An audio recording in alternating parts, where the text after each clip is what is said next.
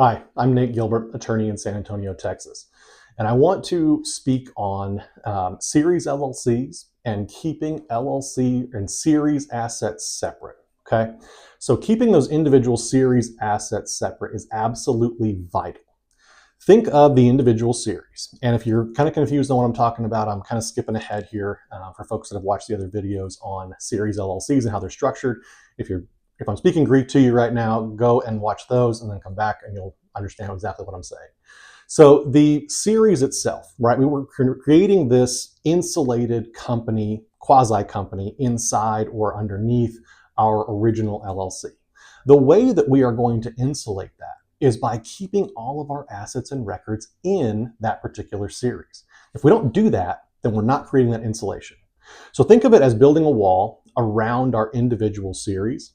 And then every time I have to go outside of that wall to get a record or find an asset or find some money over here or a record over here, every time I go outside that wall, I'm weakening that wall, right?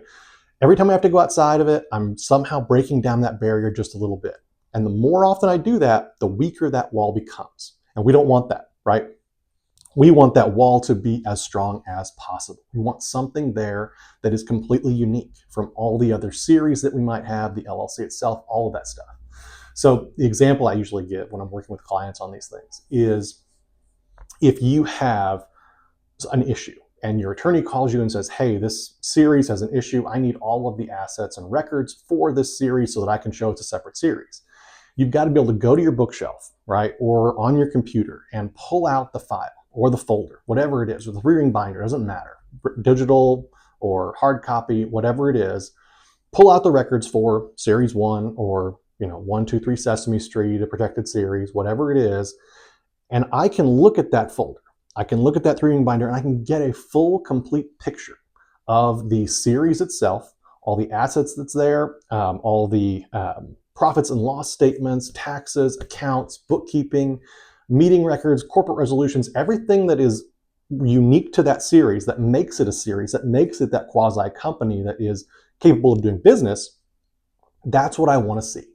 And every time I have to go outside that series to get a record, outside that series to get money, outside that series to see an asset, that's weakening that insulated wall. So that's kind of what I mean when I say we got to keep the series separate.